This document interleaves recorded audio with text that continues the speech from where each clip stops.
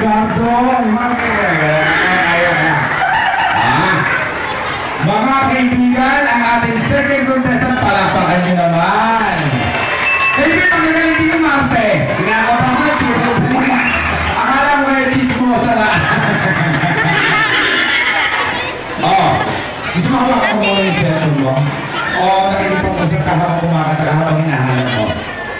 Ganito ha, kumakanta ka, tapos parang hinahanap mo yung asawa mo. Kahit ano, kung gusto mo ikaw na bahala. Okay? Ano ba pangalan ng asawa mo? Ano ba pangalan ko eh? Rola, tawagin na si Rola. Wala.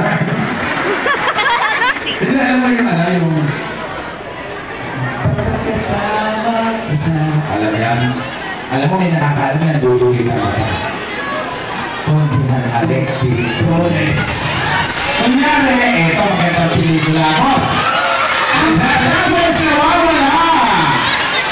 Kaya ka pala nawawala. Na-check-in. Hindi.